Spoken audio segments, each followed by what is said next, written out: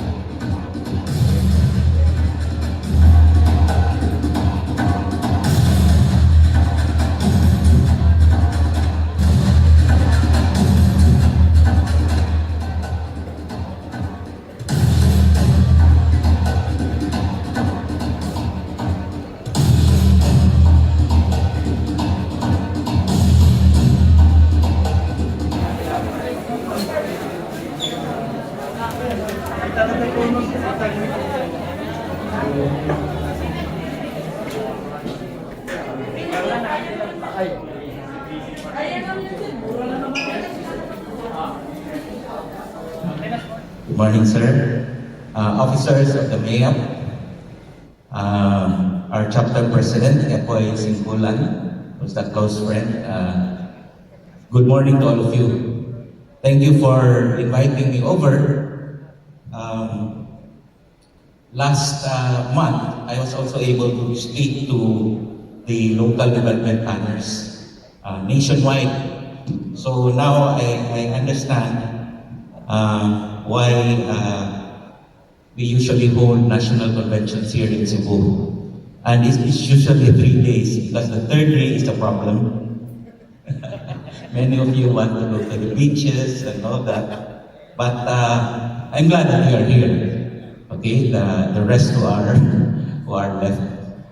Okay, well anyway, I was given this topic, the 5 development areas of Cebu City, a Metro Cebu perspective, because I was always telling people that whatever we do in Cebu City is the biggest local government unit here in the island of Cebu, the province of Cebu. So whatever we do, we affect all the other local government units, especially those in Metro Cebu. 13 local government units from Danao all the way to Karkar. Okay, so these are the 5 development areas of Cebu City. But before I go into the details here, I'd like to share with you what all local government units are experiencing nationwide because of 2 recent global phenomena. Not really recent, but this is what we're facing. Next slide, please. Okay, these are what we call the global trends. We are trying to address these 2 global phenomena. Next slide. And you know very well, next slide please, know very well that climate change is the new normal. And secondly is urbanization, which is real. So all local government units now are affected by the effects of both climate change and urbanization. Okay, next slide. So of course, climate change, we know, is first of all the heating of the atmosphere, so we call it global heating. So all of these are interrelated. We also suffer from earthquakes, sea level rise, super typhoons, which are now very strong, very intense. So as I explained, these are all interrelated, especially earthquakes, which are a cause of climate change. When the heat increases globally, the glaciers melt. We see that in the Antarctic, the glaciers already melt, and this causes sea level rise. The several centimeters of rise in the sea level produces pressures, tremendous pressures on the seabed, and that causes seafloor spreading. Okay, since there is seafloor spreading, there is continental drift, especially in the Pacific Ocean. We now found out that there is seafloor spreading, the the the the continents are moving. Okay, and this causes, of course, earthquake, which we are now experiencing, and these are getting more intense. Okay, all of these developments. Okay, next slide, please. So here in Cebu, we are experiencing this very recent, December 16 of 2021, no? Typhoon Odette. I'm sure many of you have also experienced this from Visayas and Mindanao. Okay, all the telephone lines, the telcos, the beco posts were down. For about 2 months, we had no internet. So that was a problem. Okay, that's the flooding in General Maximum. That's very recent, last September of 2022. No, this happened. Flooding in Cebu City, the urban core of Cebu City. And then landslide, very recent also, just this year. There was this landslide in Busay in the watershed areas of Cebu City. Next slide, please. Okay, urbanization is what is happening worldwide. No? I said this is a phenomenon. 55% of the world's population, they say, are now living in cities. In the Philippines, it is more like 60%. We achieved 50% 2015 yet. So now it's more like 60% of our population are now living in cities, and that is especially in highly urbanized cities like Cebu. So that is a big problem for us because they are living in creeks, along creeks and rivers, in coastal areas as informal settlers. Okay, next slide. Okay, so there is unregulated and unmanned expansion of settlements towards coastal areas. This is happening all over the country because the Philippines is archipelagic. We have a lot of coastlines. In Cebu, all of our municipalities have coastlines. So they are all facing the sea, and this is where the migration happens from all over. So these are the problems in the creeks because of the urban settlers. This become their backyard, so they just throw garbage towards the creek. So the plan now is to resettle these settlers and provide the 3-meter easements, which is required by the national government, so that it becomes a frontage instead of a backyard. So this is ongoing now. Next slide. Okay, next slide. Next slide, please. Okay, so that's an example of flooding just last year and the garbage that is clogging our waterways. I'm sure you are experiencing this also in your local government units. Next slide. Okay, so these are the 4 stages of emergency management. So I'm sure you know about this. It starts with long-term planning, which is mitigation, and then preparedness before a disaster. These 2 are very important. And then response and recovery. So if you do not plan, you are left to being reactive instead of proactive. So the first 2 stages in emergency management are the planning portions. If you want your local government units to be proactive, this is very important. Next slide, please. Okay, so that's just the slide for the Typhoon Odette, December 16, 2021. Next slide. Okay, so we are now updating our comprehensive land use plan. We have not submitted it yet. The Sangguniang Panglunsod is going to approve it. And after the CLUP, of course, will be a zoning ordinance, which we are also going to update. There are several issues now in the city of Cebu because we end up usually in the zoning board for variances. That should not have been, If your plan is near to perfect, there should be very few variances. It should be all upon the mandate of the zoning ordinance. Next slide, please.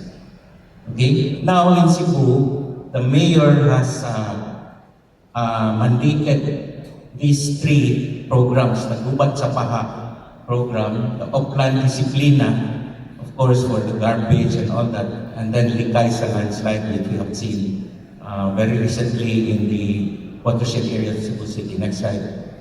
Okay, the gubat sa baha is being headed by no less than General Simato, a former Secretary of DNR. And he's now here. Every Tuesday afternoon we hold meetings, no? And it's like military precision is doing. From next slide. Okay, so this is the 7 rivers. Unfortunately, the urban core of Metro Cebu is where all the 7 rivers in the mountains end up. So we have a big problem in urban flooding, and this is what the Gubat sa Baha is addressing, no? Under Secretary Simato. Next slide.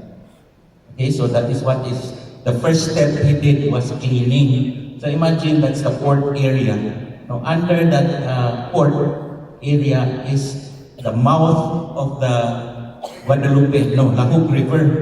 So all of that is plugged up. I wonder how this was planned. No?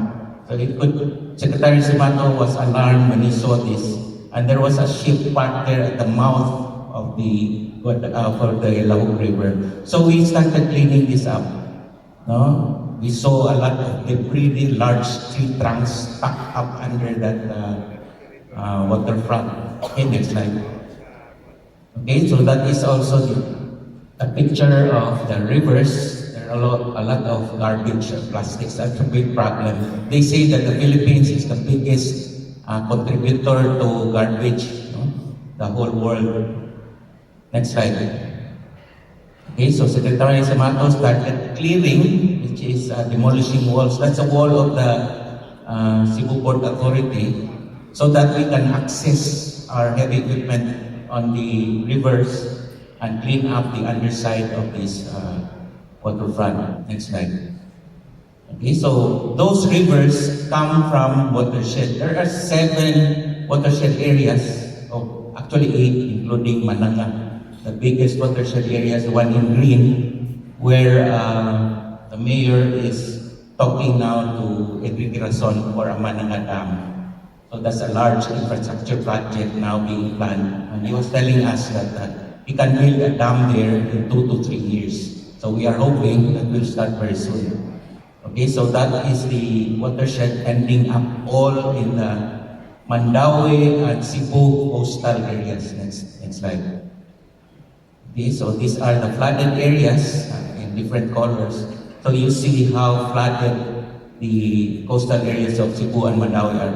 Mandaue is actually working with us now. The mayor signed a memorandum of agreement to address flooding in Mandaue, which is the Butuanon River. Because the watershed of Butuanon River is all in Cebu. Just look at the watershed plan. So all of our waters from the watershed end up in Mandaue City, and then end up flooding the area. Next slide. Okay, and this is the response mode. So we are now starting to clean up. Next slide. Okay, so that is the CDRRMO, Disaster Response Unit of Cebu, addressing all of this. Next slide. Okay, and recovery. Now we are building these parks. You have seen Carbon Market is now very clean, and then we have built the Freedom Park. The mayor wanted it restored to its original glory as a Freedom Park. So this is part of the recovery. Next slide. So now we go to prevention and mitigation. I'm sure many of you are experiencing reactive responses, response and recovery mode. Because of the phenomenon I mentioned earlier, which is climate change and urbanization, we have to step up our efforts.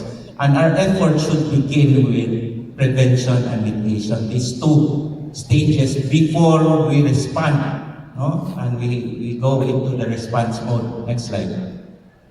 Okay, so first, as I mentioned, we address Cebu City in the bigger picture. We have to look at our neighbors. So that's the island of Cebu. I'm sure you know about this from the tip. That's a 200-kilometer long island from Bantayan all the way down to Santander. 50 kilometers wide at the girth, which is Cebu City to Balamban. I Next slide.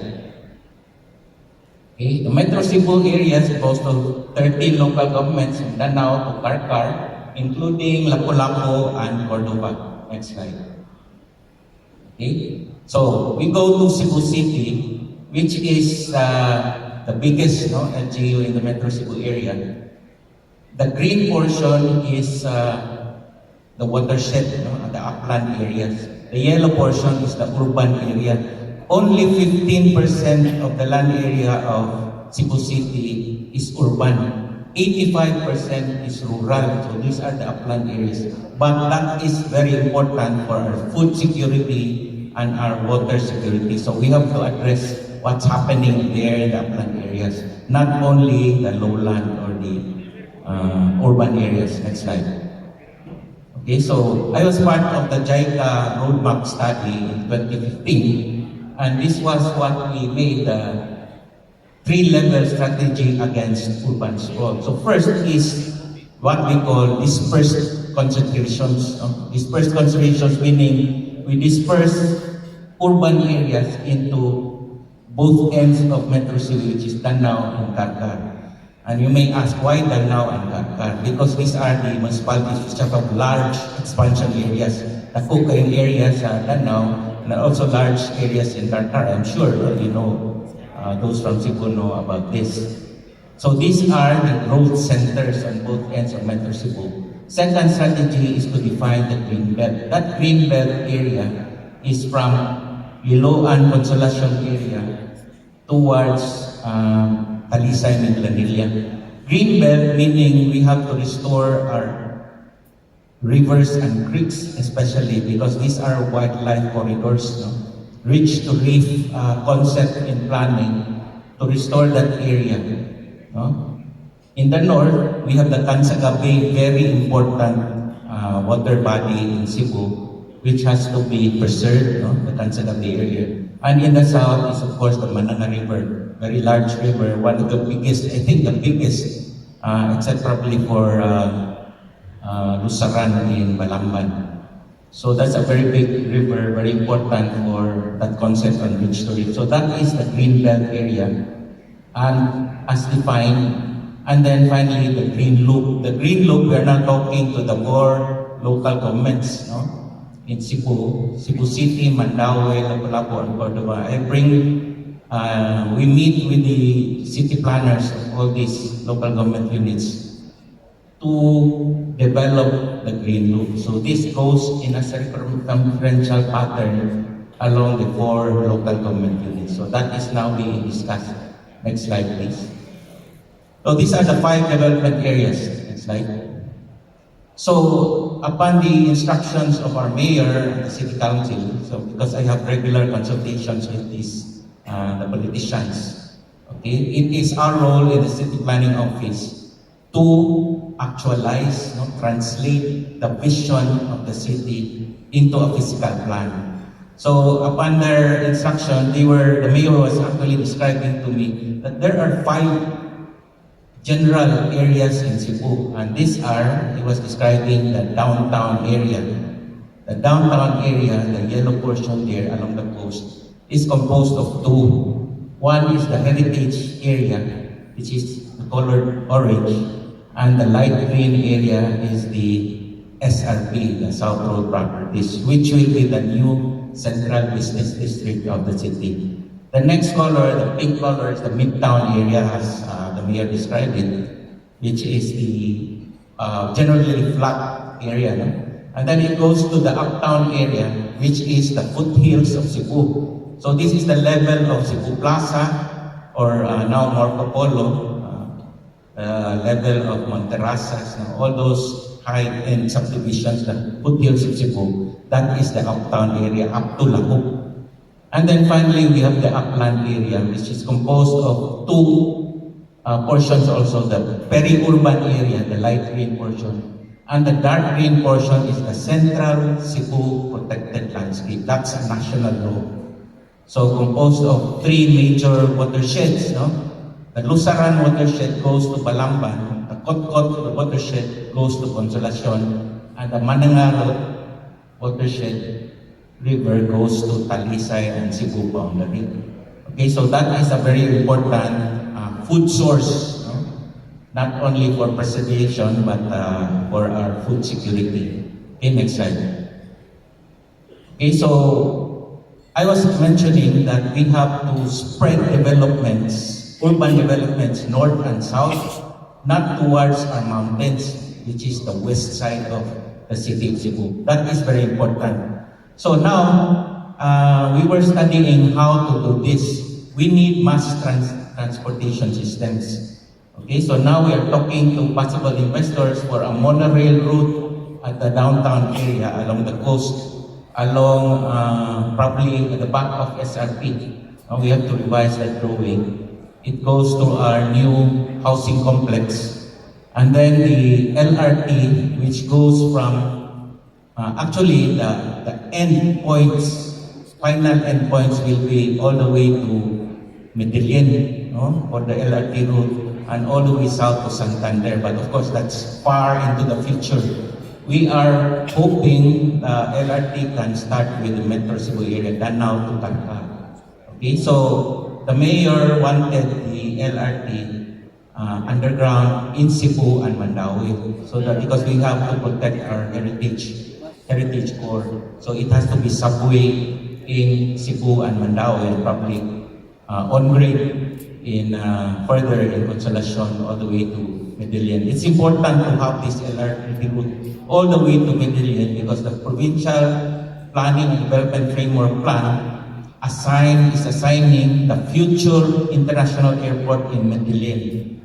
Okay, because of the large flat area there, and I'm sure the engineers here, the city planners, will know about it. They're trying to reserve a large area for future airport there. But why an airport in that location? If you look at the map, it is central to 5 major islands of the Visayas: Panay, Negros, Panay, Masbate, Leyte, Samar, even Bohol, no?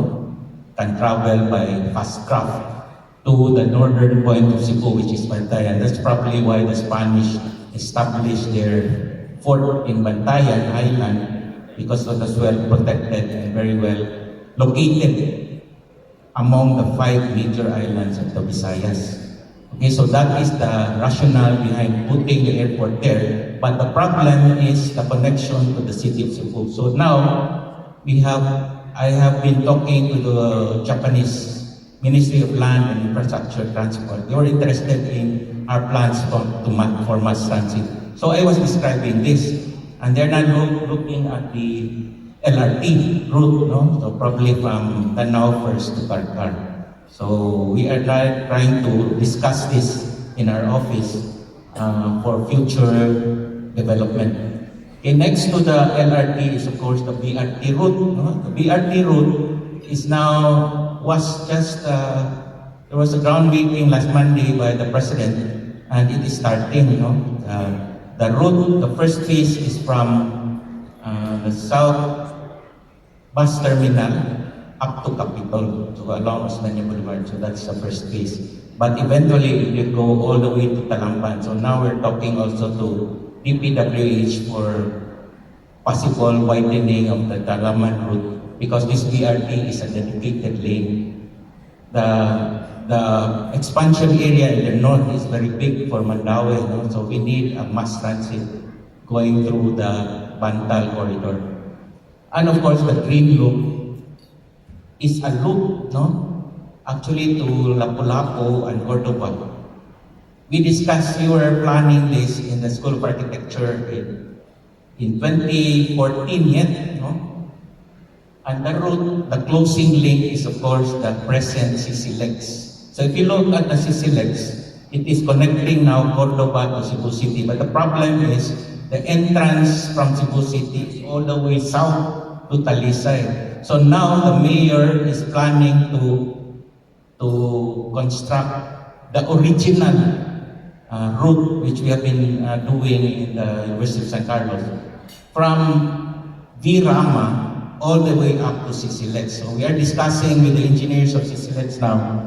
We have finalized the route along or over the Guadalupe River. Okay, over, because it's about 55-meter high, no? over the Guadalupe River, then it connects to Tres de Abril, which is going to be widened by the DPWH district. We are also discussing with them now to about 20 meters to connect to Virama. So that is the future closing link of the green loop. Okay? And then finally we have the Metro Cebu Expressway, which is a plan of DPWH from Naga to Danao. Okay, that is actually an expressway, no, high-speed highway. So there is several suggestions to make it really high speed so that we can reduce travel time from north to south. So they have to provide service roads, no, para not many intersections. We have to limit intersections on this expressway, just like what they have in Luzon, very few intersections, so that we can achieve high-speed highway. Okay, and then finally, there are plans for a cable car. Now, we have been discussing this also in the city. What's happening in our watershed is very alarming. No? Because of the Trans Central Road, you see a lot of developments there, commercial, a lot of things are happening along the Trans Central Road. But our fear is when the province transfers the capital to Balamban. So there's a plan by Governor Gwen to transfer the capital to Balamban. So what happens to the Trans Central Road? So the solution might be a cable car route from Cebu City point to Balamban. Because a cable car needs only very few footprint, no? Mga towers lang, only towers to connect the cables. And then we'll have that cable car. There are cable cars that are 30% passenger capacity. We're looking at that now. So anyway, it's still far off in the future. But again, as planners, we should plan for the future. No? This kind of implementation is your problem, mga engineers. We are only doing the plan, but the problem really is implementation. But we'll get to that. Next slide. That's the Metro Cebu Expressway. Segment 3 is Cebu City, Mandaue. Segment 3 is Naga to Minglanilla. Segment 1 is Talisay to Mandaue. And segment 2 is from Mandaue, Consolacion to Danao. Okay, that's segment 2. So, we are now doing segment 1. This is by DPWH. You can see that now, no? Very wide highway. But we have been talking also to Manny Pangilinan because he's here now with the CCLEX. He's interested in doing a PPP for the segment 2. And I hope, segment 1, and I hope it goes all the way to Danao. If that's PPP, that should be very fast, like what they did with the CCLEX. Next slide, please. Okay, this is the waterfront area. There's a commission, the Waterfront Commission headed by the Vice Mayor Raymond Garcia. And then I presented this. We have to have nodal points along the coastline so that it is legible from the Mactan Channel. You can see the nodal points if you travel along Mactan Channel from the different islands besides Mindanao. You can see these nodal points. So there are 3 major growth centers along the coastal areas of Cebu. First is that upper yellow circle there, is the proposed creative district. Now we are talking to Ayala Aboitiz Consortium in Mandaue. They're just across the Mahiga Creek, which is our boundary with Mandaue. So Ayala is very interested. SM is also on board. Cebu City has a property there, the Block 27, which is the present quarantine area. So we are trying to develop that as a creative district because the Visayans and Mindanao are very innovative and creative people, but we lack a location. So that is our job, to locate this particular growth center. Where in Cebu City? So we decided, at least on our part, which has to be discussed by the City Council and the Mayor, that is the proposed development. The Vice Mayor knows about this already, and the Mayor. Next circle there is the historic district. Very important for Cebu. So historic district, the aim there is pedestrianization, walkable street, bring back the life, the vitality of the city if we make it walkable, meaning less cars, more people. Next circle there is the housing district. Okay? At the back of SRP, I'll describe it later on in detail. But that is the new, the SRP will be the new Central Business District of Cebu. But at the back of that, the land side, after the waterway, will be the proposed housing buildings. Now this shoot is on board. They like to build 20-story buildings there. I will discuss this later in further slides. Okay, so that is the general development for our waterfront. So these are only the the lowland areas of Cebu City.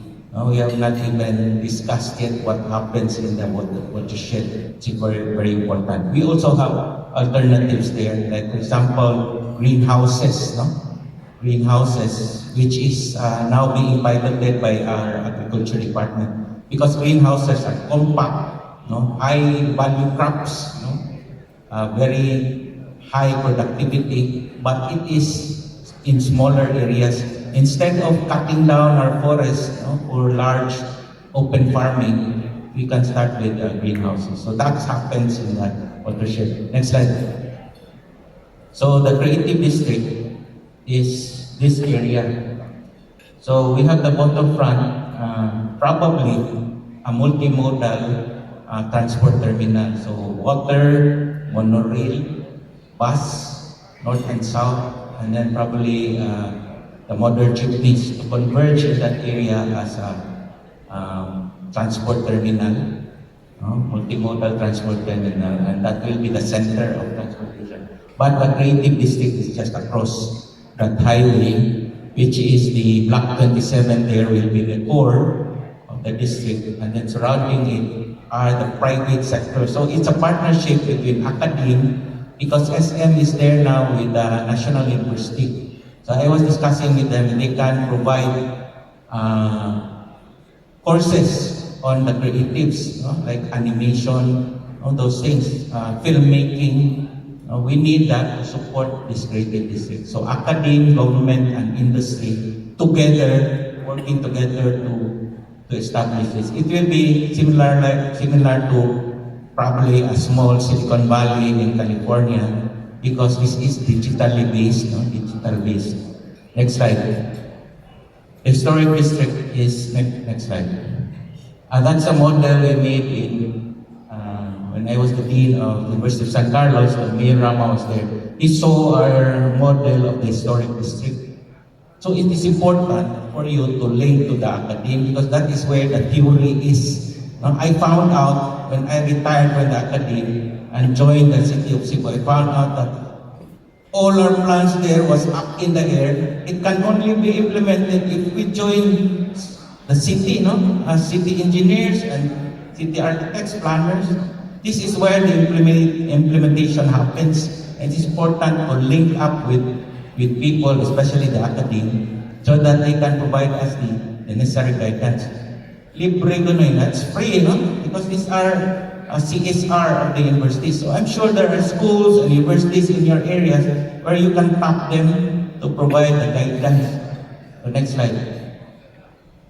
That is the historic district. Before we can pedestrianize the historic district, we call that the heritage loop, all the way south to San Nicolas, because that's the first.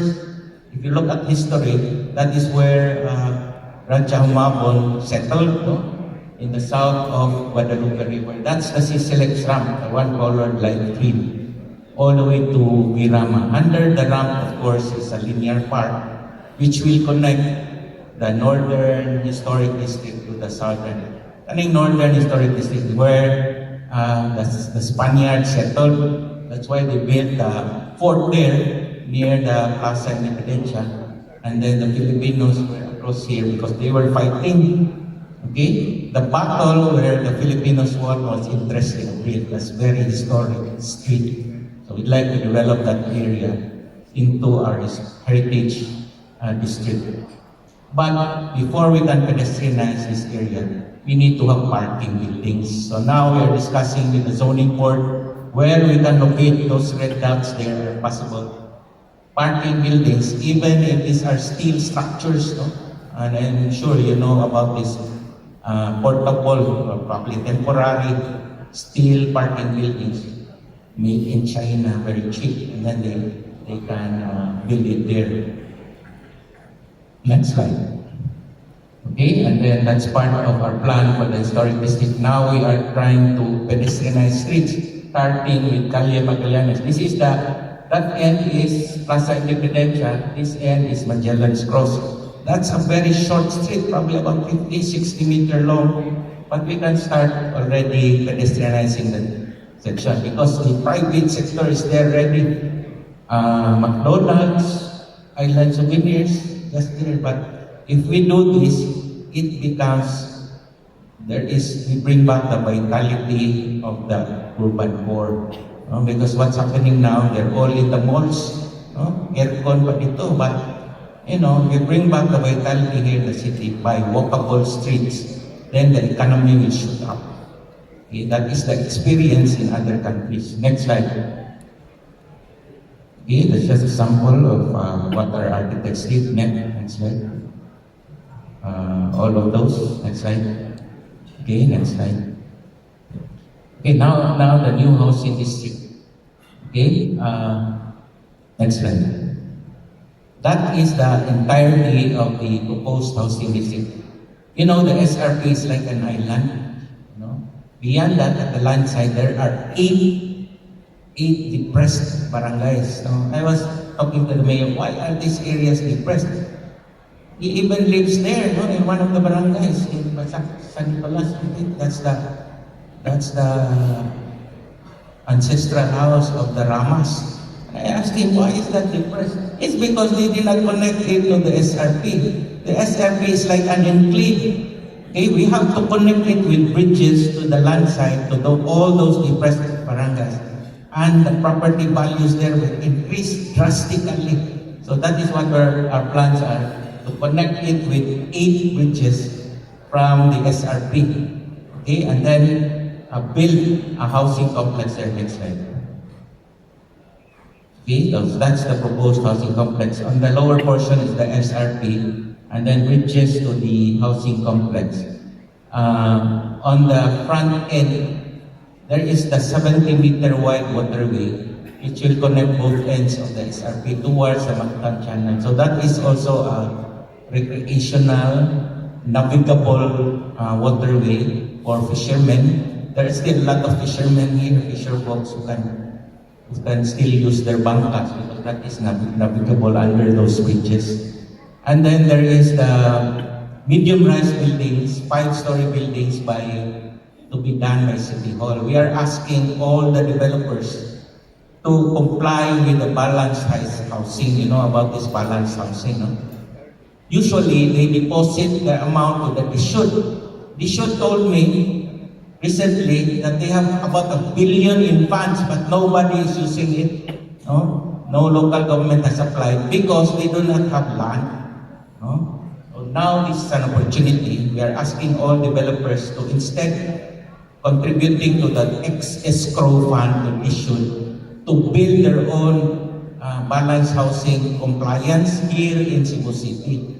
Okay, 5-story buildings. We started with one in Tejero with landmasters, very, very helpful to the city. Now they are looking at other options where they can build more medium-rise housing buildings. Beyond the MRBs is the 20-story housing complex to be done by the SHUD. There are 10 buildings there with 2 wings each. About 15 to 20 stories, 15 to 25 stories high. I was telling Secretary, sorry, next slide. Because last Monday, President BBM was here and he did the groundbreaking of this area. So everything is moving very fast now. I've gone to several meetings with this SHUD, with city mayor, and then with other proponents like possible developers who want to participate. Even DNR, because that area is still waterlogged. DNR should be coming in to resolve the areas there. Next slide. Okay, so that's the perspective. It has several greens. That center area is a linear park from end to end of the 20-story buildings. And then the SRP is on the left. And then the rest of the community is on the right. So these are the low-rise or the medium-rise buildings to be built by developers in partnership with the city. Next slide. Okay, so that's it overall. SM Seaside is there. And the SRP, if you see that's black, Pan A, which we propose to be a commercial area. But at the end of Pan A, might be, this is still being approved by the mayor and the city council. But this is now part of our plan. The new City Hall complex. So at the end of that linear park, which is similar to the La Rambla in Barcelona. So probably something like that. With roundabouts, we will just copy the Puente Osmeña circle. It's about 150-meter diameter, which has not been a problem in traffic for more than 100 years. Wow, kinay problema. So we can replicate that particular design in this area. And then connect it with roads. Next slide. Okay, so those are the perspectives. We'll have the mangrove areas which we aim to protect. Next slide. That is the plan for the 20-story structures which we submitted to issue about 20 units per floor. So about for 20 stories, the 400 for each wing. At Duhamaka wings, there are 2 wings, 800 units per building. Next slide. Okay, so that is the plan for each individual unit. It's about 28 square meters. The Secretary of Issue, Secretary Atusar, was very pleased with this, but his comment was, why don't you increase that 4 meter width to 4.5 meters? So that can easily be done, no? 4.5 meters, as long as the area will be about 28 square meters. That is the plan, and those are the interiors. We even built an actual model house on site when the president was here, so he was able to see all of that. Next slide. Okay, so that is the plan of the DPWH. After the 70-meter waterway will be a highway. They will call it the Cebu City South Boulevard. 40-meter wide highway, 4 lanes, no? 2 lanes on each side, plus a boardwalk facing the waterway. A very wide pedestrian, bike lane, and linear park facing the waterway. And then that South Coastal Boulevard will be up to the bridge, where UC is, Mambaling Bridge. And then to be continued with we call it the Mambaling South Boulevard, that red line there, to connect to Sipadilla. Because that would be another entry to the CCLEX. If you follow that road all the way to Sipadilla towards the city, you can enter there will be an entrance towards the CCLEX. So that's an alternative entrance. Not only Mirama and all the rest of the feeder roads, but this Sipadilla goes also all the way to Mactan. Okay, so that is the plan from the DPWH. Next slide. Okay, so that is the plan from our end. We are coordinating with DPWH for those bridges, no? In yellow. Probably there are only 6, but the mayor wants more, so probably another bridge here. And then after that highway is the proposed monorail route. The monorail route is we reserved about 15-meter wide route for the monorail before the housing units. Next slide. Okay, so I think that's the end of the slide. So if there are any questions, you can have the open forum. Thank you. Yes, ladies and gentlemen, architect Joseph Michael P. Espina.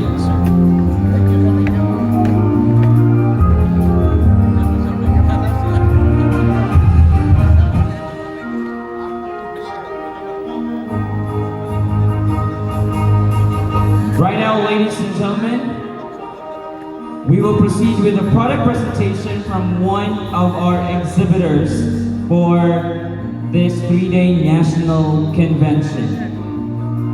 We have... So we are waiting for my slides. So may I also invite everyone, if you still have time, you may visit our booth just right there in our corridor. So we Tayong mag-draw ng grand prize ng Hilux. So makauwi kayo ng hindi na kayo magsakay ng eroplano, mag-byland na lang kayo. Oh. So We shall head to the last and final session for this national convention. The topic would be about affordable housing backlog, and let me introduce to you our esteemed speaker for our last session. Our last speaker works as a geodetic and civil engineer. He has been with the National Housing Authority for over 25 years now. He is presently the regional manager of the National Housing Authority Region 7 and is responsible for directing operations in the offices of not just in Cebu, but it also includes Bohol, Negros Oriental, Siquijor, as well as ensuring that the NHA's mandate, thrusts and programs are aligned and implemented throughout the region. Ladies and gentlemen, please help me welcome Engineer Hermes Judy Honquillo. condominium projects, it's 700,000 in Metro Manila and 600,000 outside Metro Manila. And below is the economic housing bracket. And as the latest vision department order, the ceiling now of economic housing is 2.5 billion. And funding of planting on the streets and open areas, but it is required NDCC. Just check with your counterpart. Two housing projects administered by NHA with at least more than 600 units per site. Actually now sir, may mga beneficiaries na po na gusto mag-occupy sa aming mga housing projects or sa ating housing projects. Unluckily, itong si utilities natin sir, wala po akong problema sa ating power. Itong si water kasi it is supposed to be administered by LOA or the Local Water Utilities Administration. So I think it becomes now the common problem of the LGU kasi until now, what is existing on site is the drain or yung drilling ng deep well at saka yung testing na water source. So ngayon, yung isang site is full, yung isa is almost full, but yung LGU na yung nag-initiate na magbigay na lang ng water connections through the water cooperative. So, ang question ko po sir is may magagawa pa ba si NHA para ma-enhance or ma-improve natin yung water utilities natin under LOA? Thank you.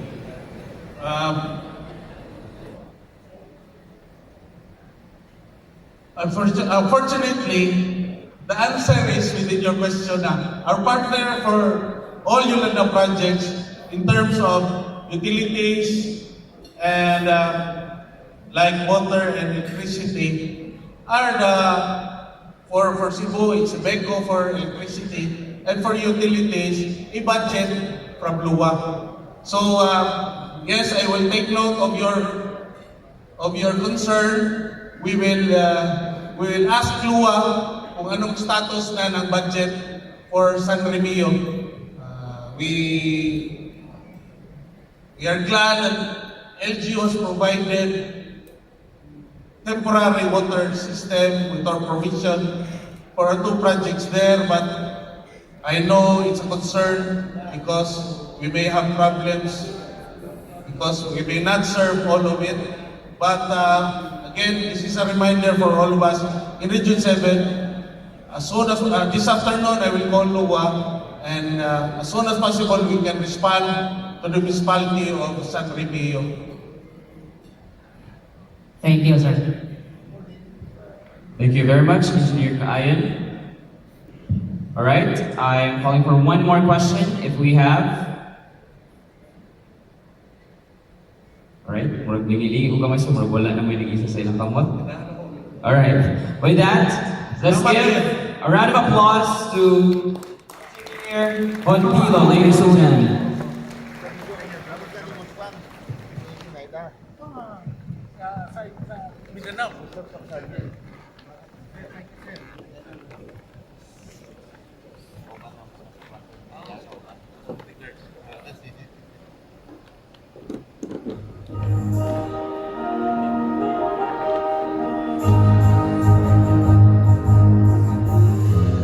So, dagang salamat, Engineer Montilo, and thank you, gentlemen. Ladies and gentlemen, this 3-day convention is about to close. Indeed, it was a great experience for all of us. It was filled with meaningful discussions and constructive presentations. Good morning, everyone. I think excited na siguro mostly na papasyal dito sa Cebu or uuwi na sa kanila. So before that, let me summarize all the sessions that have happened for the past 2.5 days. So we have a technical program for this 2.5-day convention, series of topics which are relevant and timely in the field of community development through engineering. We started on time and with a very good attendance for the luncheon symposium showcasing the Philippines' longest bridge, the Cebu-Cordoba Link Expressway. And this was augmented on the convention day 2 by an orientation on subdivision development under BP 220 and PD 957.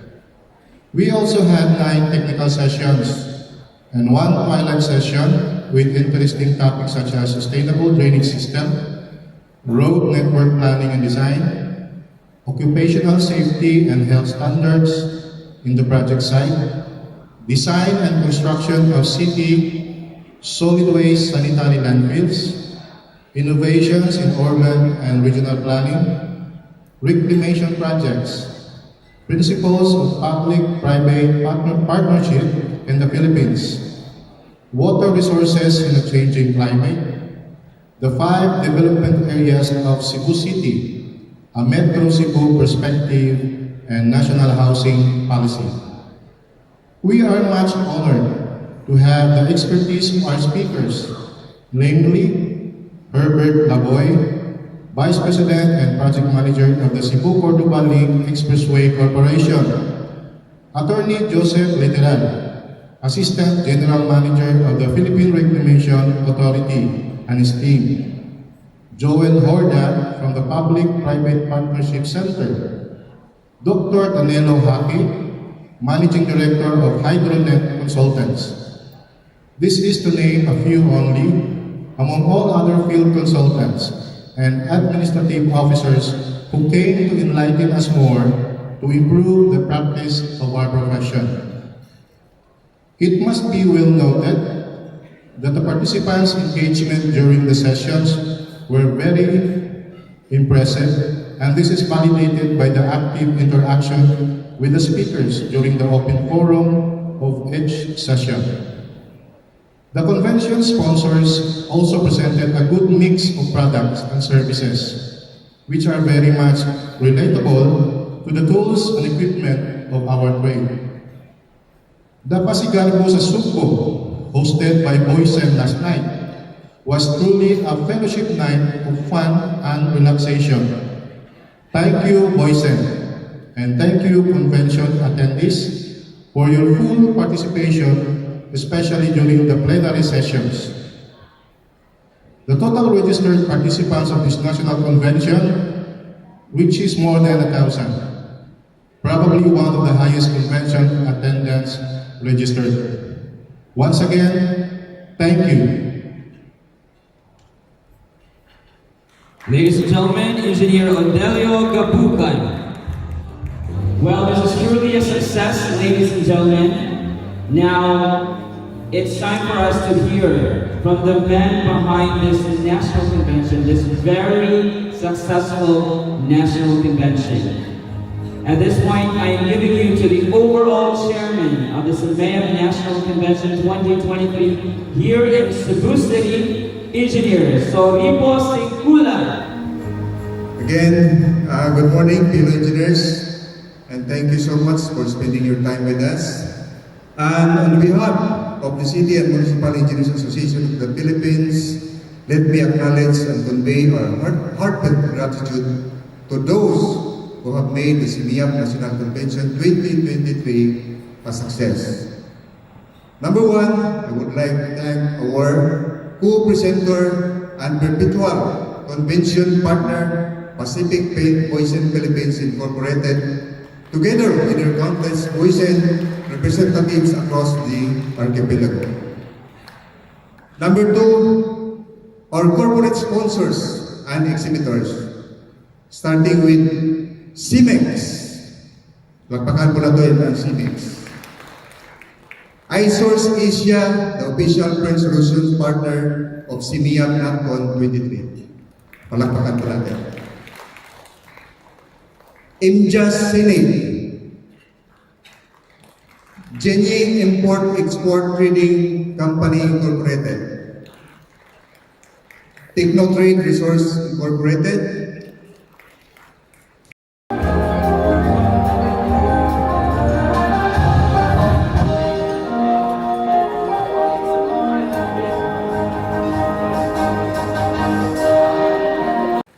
Regan Industrial Sales Incorporated, Mir Summit Construct, Pel Holland Corporation, First Balfour, Quantum Lab Geo Solutions Incorporated,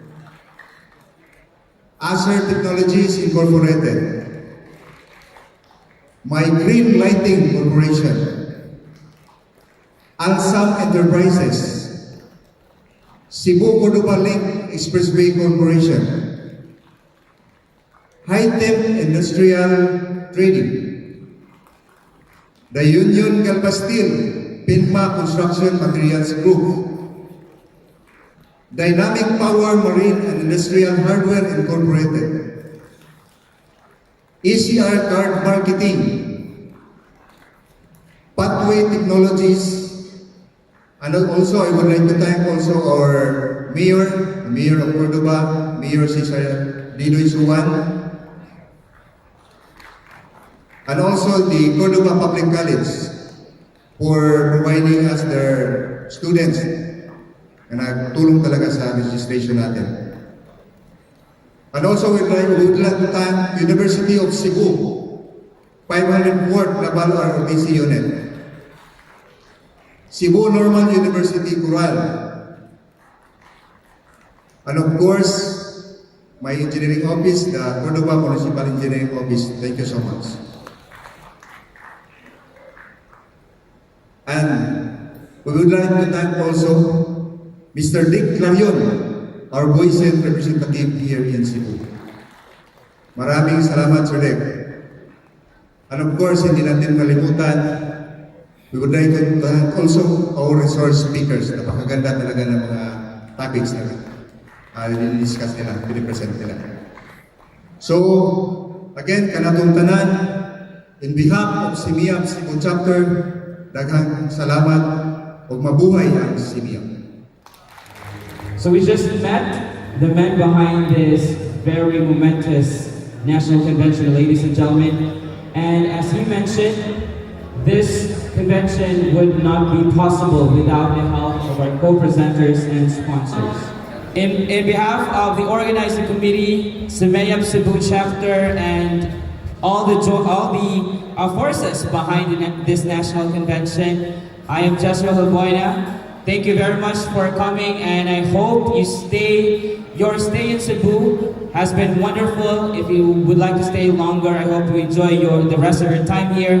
And if you're going home already, have a safe trip, and mabuhay po ang CMEAP.